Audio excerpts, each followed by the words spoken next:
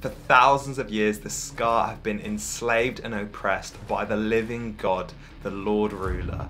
For centuries, rebellions have tried to resist, have tried to topple this empire, yet they have failed. However, now something's different. At the head of this rebellion are two Allomancers with serious power.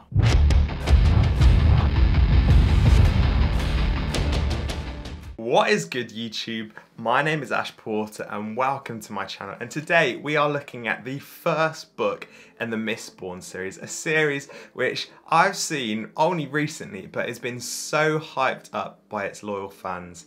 This is The Final Empire by Brandon Sanderson. Honestly, these books are huge, but somehow, someway, I have been completely ignorant of them until recently. They had slipped under my radar. However, I finally found them and I'm digging into them. The Final Empire is the first book in the Mistborn series by Brandon Sanderson. It is based in the world of Scadrial, a land where huge volcanoes are just constantly spouting volcanic ash which covers the world, where the sun is red, where plants are brown, and life just sounds pretty grim.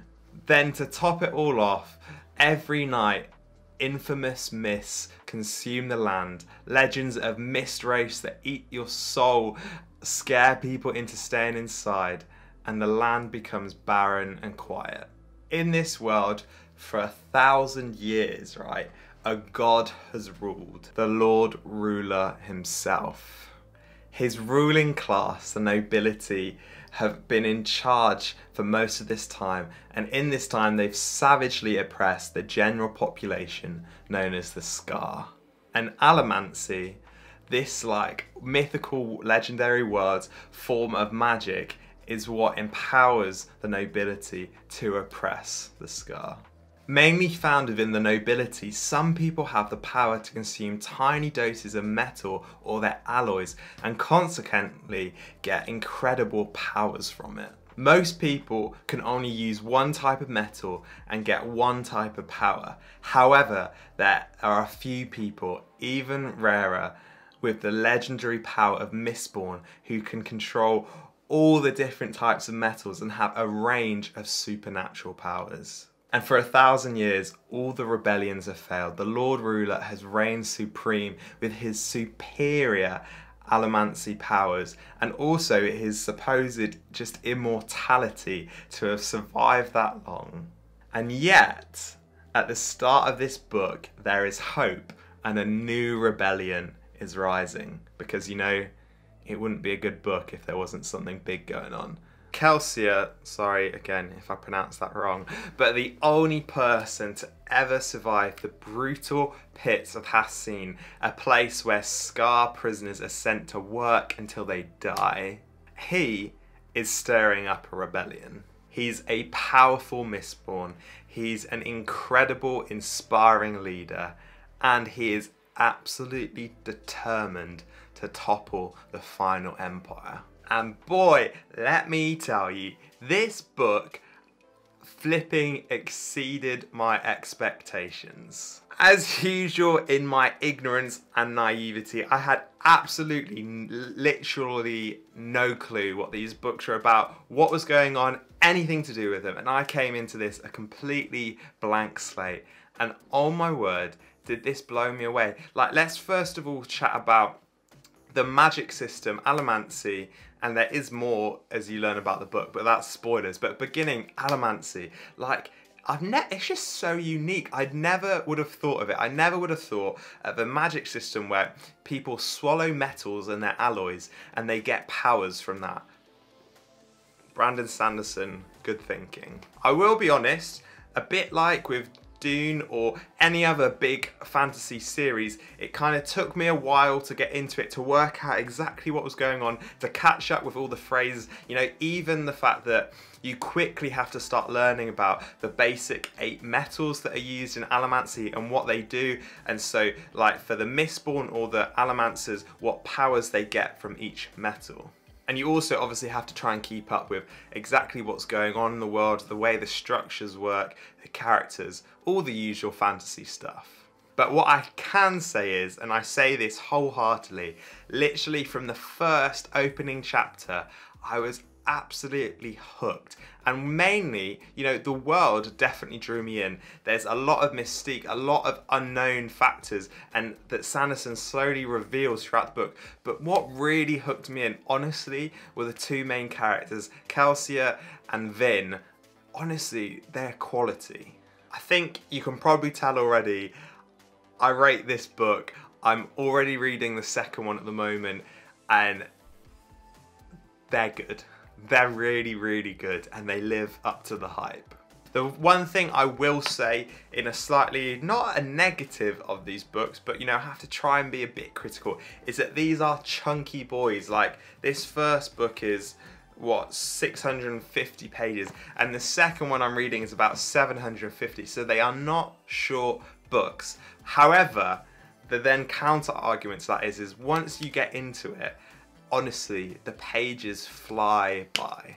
This book was incredible. It blew me away. It's thought-provoking. It asks a lot of big questions which are relevant to our society, you know, about people's place in our society, ethnicity, oppression, the consequences of like thousands of years of oppression on the human state and mind, about, you know, people's past. A lot of this story is about people working through what they've been through and how that changes and helps them craft themselves into who they want to be and who they become in the future. It has a lot going on. It's not just your basic fantasy, bad guy, good guys, kill him thing.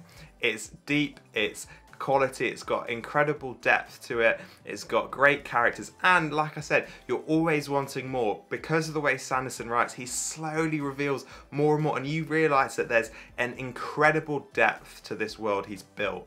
And even, you know, I'm partway through the second one, and it's continuing to unfold more and more, and that's such a quality in books like this. This book was insane. I cannot wait to read the rest of the series. If you have not read it, go grab a copy. It is honestly, it's worth the 650 pages of time.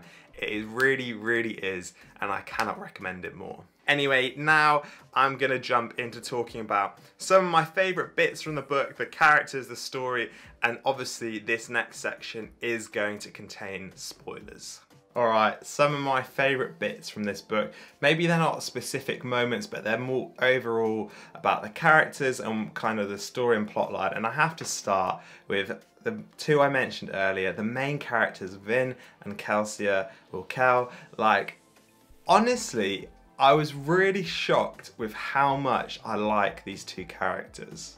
They're both strong, they're both like in their own way, they're both unique, incredibly unique, with great backstories that have led them to where they are. And then also I think what's really impressive in this book is the way they have incredible chemistry together. You know, like people talk about in films, it's like, oh, you're like on-screen chemistry. Like reading this book, I think Vin and Kel, they just have great chemistry together. And now by this, I don't mean like romantic chemistry either. I actually really appreciate how that they never have that romantic side. I think, you know, for a second, Vin probably considers it because this older guy's come in and taken her in and shown her almost unconditional love and looked after her. But actually she quickly realizes that Kel is just like an older brother to her. And they have this incredible loving relationship that isn't romantic. And I really, really appreciate that. You know, I think when it comes to books like this and just, it's really easy to make Kel and Vin a romantic couple. It's really easy to write that in and it just become a key part of the concept. And I actually think I really want to give a lot of credit to Sanderson because he avoids that. And I think it really benefits the plotline overall. You know, it brings in Elend as a great character. It means Kel, you know, he's complicated and he can stick to being this like rogue, mischievous, inspirational leader. And yeah, I just, honestly, I know I'm speaking about it a lot, but I just think it's such a strength of this book. And then as individuals, Kel is just a top quality character, isn't he? Like, I honestly think that he has gone up there for me in terms of like some of my favourite fictional characters ever. You know, you got like Batman, you've got Ragnar Lothbrok from Vikings, you've got maybe Jon Snow from Game of Thrones. And I think Cal is right up there in his own unique way, in his like arrogance, in his incredible charisma, his character. You know, he's incredibly powerful as well, and it just all adds up to a great character. And then on top of that, he has a great backstory which sort of unravels throughout the book. Like, did his wife betray him? Did she not? Probably she didn't in the end, which is great to understand, and that, I think, the freedom that gives him in that understanding. And then things like, he has the most outrageous goal. He wants to kill the Lord Ruler, something other people probably wouldn't even have dreamed of, because he's got this godlike status. Yet Cal's like, nah, we're gonna do it, we're gonna kill him, and we're gonna topple the final empire.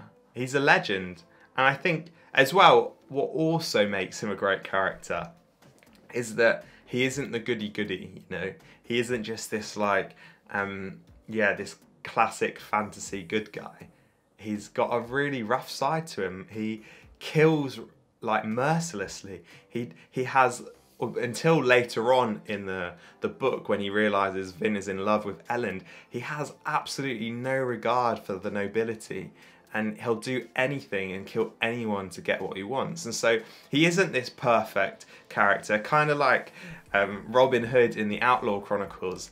There's some really dark stuff to him, but it just adds to him as a person and a character, and it lets you be more involved because he isn't perfect, and he becomes more relatable. Anyway, that was Kel, R.I.P. the Survivor. And then Vin, to touch on her quickly, she's quality as well, isn't she? You know, the way we're introduced to her is almost like this street urchin which has been abused her whole life, who has an older brother who's abandoned her and is growing up around absolute thugs and horrific people, but yet she has this one thing on her side. She has her luck. The way her like alamancy, however you say it, her powers are introduced in, you don't quite know that she's actually Mistborn, and she's slightly able to push and pull emotions, but in very small amounts, because, you know, she's not actively swallowing metals. She just gets it from water. She doesn't even know how it works. And I think it's a really clever way to introduce someone who's gonna, I imagine, become the most powerful Mistborn ever, or something like that. I also think, you know, like Kel, she has a lot of qualities, but what I really enjoyed about Vin was her character development. The insight we get in terms of her being someone who trusts absolutely no one. Absolutely no one.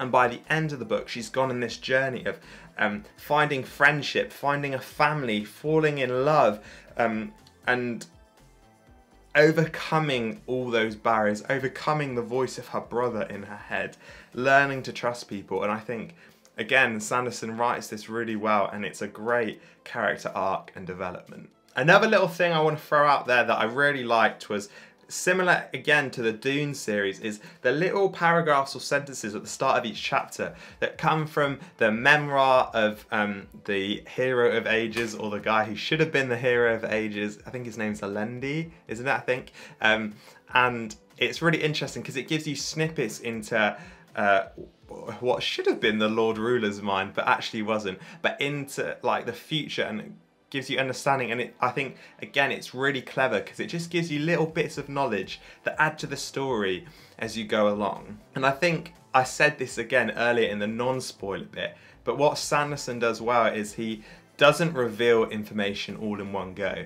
He takes his time, he almost teases you out. He leads you down false alleys, false narratives where you think this is going to be the outcome, and it completely turns and changes. And honestly, either I'm really bad at predicting where stories go, or I think Sanderson actually has a great way of writing, of tricking you, of drawing you in, giving you false hope or a false sense of the narrative and then changing it.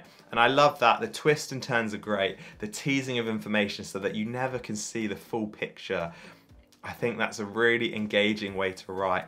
It draws you in, it makes you want to keep reading, and it helps you put up with the length and volume of this book.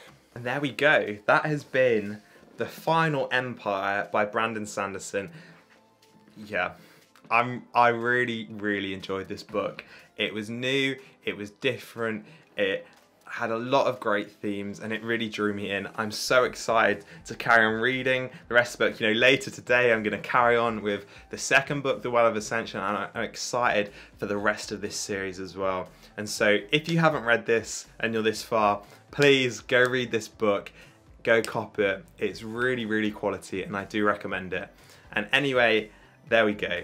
I've been Ash Porter. Thank you so much for watching this video, and I'll see you next time.